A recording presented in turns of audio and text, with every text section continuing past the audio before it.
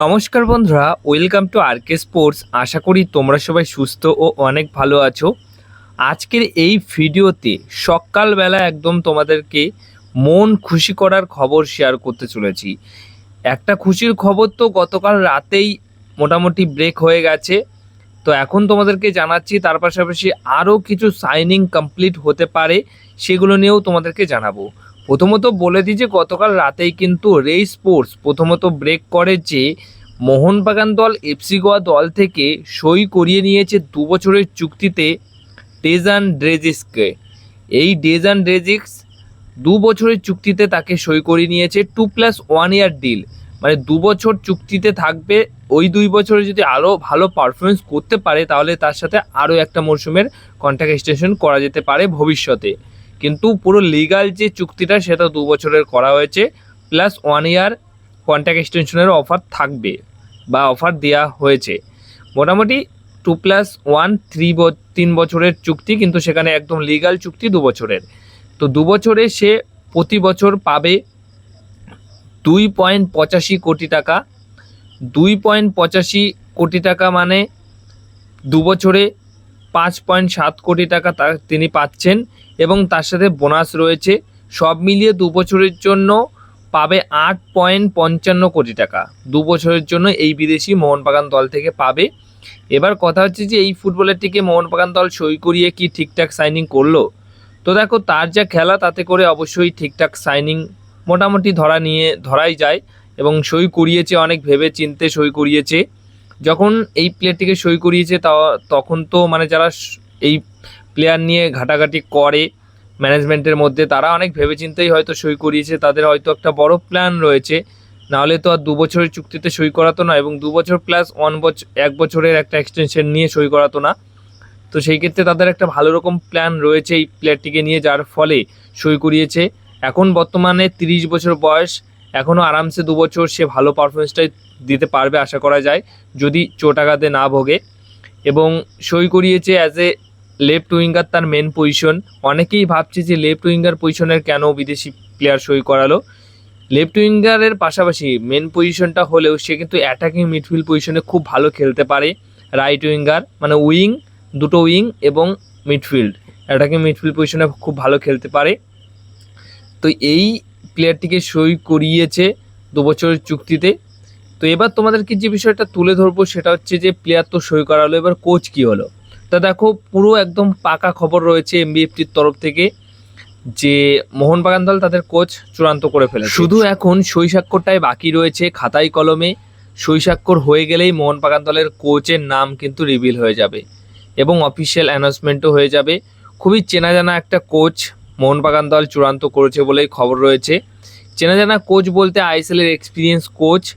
এবার বলে দিই যে আইএসএলের এক্সপিরিয়েন্স কোচ সার্বিয়ান প্লেয়ার সই করিয়ে নিল মোহনবাগান দল। যে সার্বিয়ান প্লেয়ার মোহনবাগান দল সই করাতে পারে, এর আগে তোমাদেরকে অনেক ভিডিওতে জানিয়েছি যে সার্বিয়ান প্লেয়ারের দিকে নজর রয়েছে। সেই সার্বিয়ান প্লেয়ার ডেজান ড্রেজিক্স হয়ে গেল। এবার ডেজান ড্রেজিক্স ফ্রি প্লেয়ার হিসেবে মোহনবাগান দলে সই করলো, এফসি গোয়া দল থেকে সই করলো। আর এফসি গোয়া দলের কোচ কে রয়েছেন? মানালো মার্কুয়েস রোকা। তো সেই মানালো মার্কুয়েস রোকা তিনি কি হতে পারে মোহনবাগানের নতুন কোচ? হতেই পারে মোহনবাগান দলের নতুন কোচ মানালো মার্কুয়েস রোকা, কারণ অনেক সমর্থকরা, অনেক বিশেষজ্ঞরা, মোটামুটি যারা আর কি ফুটবল দেখে থাকে, মোহনবাগানকে ফলো করে রাখে, সবসময় মোহনবাগানের সব রকম খবর দিয়ে রাখে, মোটামুটি আলোচনা করে, তারা সবাই ওই একটা নামটাই কিন্তু ভাবছে, এবং পিটারের নামটাও রয়েছে এই লিস্টে। কিন্তু মানালো মার্কুয়েজের নাম কিন্তু এখন মোটামুটি সবাই ভাববে। একটা বেসিক ভাবনার দিক দিয়েও মানালো মার্কুয়েজের নামটা বেশি করে ভাববে, কারণ এফসি গোয়া দল থেকেই কিন্তু ডেজেনকে নিয়ে আসলো। তাহলে কি মানালো মার্কুয়েজকেও নিয়ে আসবে মোহনবাগান দল? বা যে চূড়ান্ত কোচ করে ফেলেছে মোহনবাগান দল, সেই কোচটা কি মানালো মার্কুয়েজ? হতেই পারে, সময়ের অপেক্ষা এখন। যদি হয় তাহলে অবশ্যই দারুণ সাইনিং হতে পারে অ্যাজ এ কোচ হিসেবে। এছাড়া বন্ধুরা, তোমাদেরকে আরও একটা আপডেট দিয়ে দিই। লাস্ট ভিডিওতে আমি যেটা জানিয়েছিলাম যে একটি সোর্স থেকে খবর রয়েছে মোহনবাগান দল একটা বিগ সারপ্রাইজ দিতে চলেছে, যেখানে হোম কামিং প্লেয়ার সই করাতে চলেছে, হোম কামিং হতে চলেছে একটা প্লেয়ারে। তো দেখো, হোম কামিং তোমাদের বলেছিলাম, গেস করো অনেকে বলেছো, অনেকে বলনি, মতামত দিয়েছো, দেওনি। কিন্তু তোমাদেরকে বলে দিই যে হোম কামিং যে প্লেয়ারটি, সেই প্লেয়ারটি কিন্তু সন্দেশ ঝিঙানো রয়েছে। সন্দেশ ঝিঙানো একটা সময় মোহনবাগান দলের হয়ে খেলেছেন।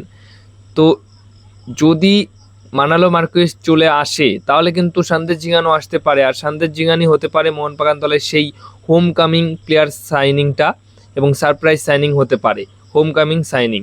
দেখা যাক কি হয়। এদিক ওদিক মোটামুটি এই বিষয়গুলো নিয়ে শোরগোল পড়ে গেছে যে ডেজিন ড্রেজেসকে সই করানোর পর মানালো Marques as a head coach হিসেবে আসতে পারে, এবং হোম কামিং হিসেবে সন্দেশ ঝিঙানো আসতে পারে। মোটামুটি এখন ট্রান্সফার মার্কেট পুরোপুরি জমে উঠেছে। মোহনবাগান দলের ট্রান্সফার রিলেটেড আপডেট তো মোটামুটি খুব ভালোই পাওয়া যাচ্ছে এখন, এবং নতুন মরশুমের নতুন সাইনিং বা প্রথম সাইনিং করে ফেললো।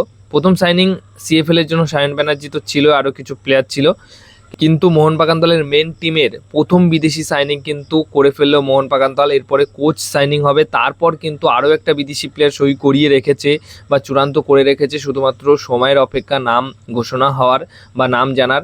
তো সেই নামটাও তোমরা পরবর্তী সময় জানতে পারবে। এখন কোচ চূড়ান্ত করবে, একটা প্লেয়ার সই করিয়ে নিয়েছে, এখন কোচ চূড়ান্ত করবে। তারপর কিন্তু হয়তো মোহনবাগান দল এই সিজনে খুব বেশি বিদেশি প্লেয়ার সই করাতে নাও পারে, যেখানে 2 থেকে 3টে বিদেশি প্লেয়ার সই করানোর একটা চিন্তাভাবনা রয়েছে। একটা বিদেশি প্লেয়ার হয়ে গেছে, আর 1 থেকে 2টো বিদেশি প্লেয়ার সই করাবে। এর পাশাপাশি কোচ রয়েছে এবং কিছু স্বদেশি ফুটবলার রয়েছে যাদেরকে সই করাবে। তো সব মিলিয়ে ডুরান্ড কাপের পরেও কিন্তু সাইনিং তোমরা দেখতে পারবে। ডুরান্ড কাপের আগেও কিছু সাইনিং হবে টুকটাক, যেটা একটা হয়ে গেল, এবং স্বদেশি সাইনিং হতে পারে এরপর, এবং কোচের সাইনিংটা রয়েছে। এবং সবশেষে আরও একটা আপডেট শেয়ার করি যে এই লেফট উইঙ্গারের প্লেয়ার যেটা সই করালো এফসি গোয়া দল থেকে বিদেশি প্লেয়ার, এটা লেফট উইঙ্গারের পজিশনের প্লেয়ার। তো অনেকেই ভাবছে যে রবসন রবিনোকে কি তাহলে ছেড়ে দেবে, কারণ রবসন রবিনো ওই পজিশনেরই ফুটবলার।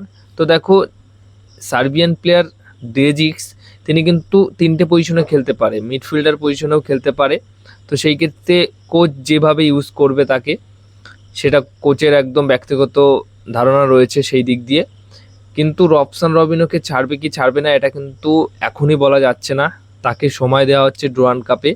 ডুরান্ড কাপে যে সে যদি ভালো পারফরমেন্স করতে পারে তাহলে তাকে রেখে দেওয়া হবে, নাহলে পরবর্তী সময়ে যেহেতু সময় থাকবে তখন কিন্তু পরিবর্তনও হয়ে যেতে পারে। তাই রবসানকে নিয়ে এখনই কিছু বলা যাচ্ছে না, রবসান থাকতেও পারে নাও থাকতে পারে, 50-50 ব্যাপার এখন তাকে নিয়ে।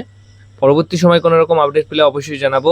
আপাতত মোহনবাগান দলের প্রথম বিদেশি সাইনিং চূড়ান্ত হয়ে গেছে বা সই করিয়ে নিল মোহনবাগান দল।